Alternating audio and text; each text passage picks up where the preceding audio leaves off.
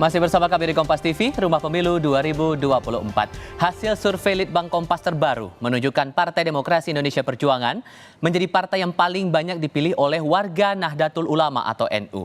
Berdasarkan survei ini, elektabilitas PDI Perjuangan di kalangan NU sebesar 22,6%. Dari survei terbaru Litbang Kompas pada Mei 2023, sebesar 22,6% warga NU memilih PDI Perjuangan pada pemilu mendatang.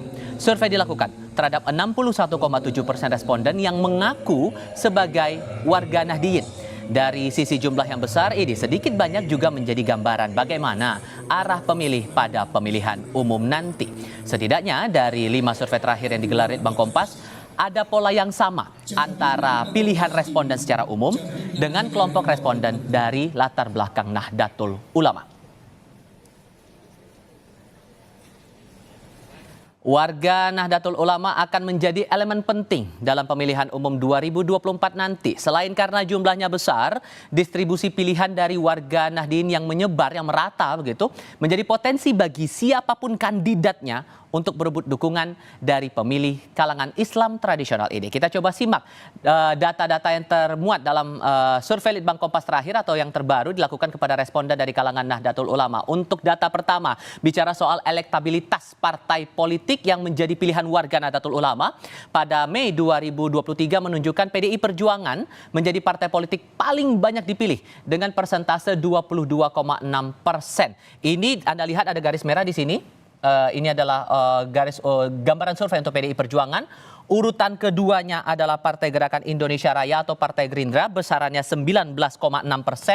Kemudian di urutan ketiga adalah Partai Golkar, besarannya 7,1%. Kemudian urutan berikutnya 7,4% didapatkan oleh PKB. Sementara untuk Demokrat urutan ketiga, saya koreksi, urutan ketiga adalah Demokrat, besarannya 7,9%, PKB di urutan keempat 7,4%, dan Golkar 7,1%. Kalau dicermati lagi datanya lebih lanjut, dari data atau survei Januari 2022 sampai Mei 2023 bergerak naik turun, bergerak fluktuatif. Meski didirikan oleh tokoh-tokoh NU, gambarannya Partai Kebangkitan Bangsa atau PKB ternyata bukan menjadi partai yang paling banyak dipilih di kalangan Nahdliyin. Nah, tren suara PKB pun mengalami pasang surut dalam setiap agenda pemilu mulai dari tahun 1999 sampai yang terakhir 2019. Penurunan drastis terjadi pada tahun 2009. Ini datanya. Saat itu jumlahnya 4,9% dengan perolehan kursi di DPR sebanyak 28 kursi. Salah satu pendirinya yang merupakan Presiden keempat Republik Indonesia, Abdurrahman Wahid alias Gus Dur, meninggal dunia pada saat itu. Ini data lengkapnya, yang data atas ini menggambarkan perolehan suara dalam bentuk persentase yang didapatkan oleh PKB dalam rentang pemilu 1999 sampai 2019. Sementara data bawah ini adalah jumlah perolehan kursi yang didapatkan PKB di DPR RI. Kalau Anda lihat di sini, di periode 1999 12,6% perolehan saat itu mendapatkan 51 kursi. Sementara 2004 perolehannya turun secara persentase tapi jumlah kursi terbilang naik. Ini merujuk lagi atau melihat lagi jumlah total dari kursi yang diperebutkan dalam pemilu saat itu.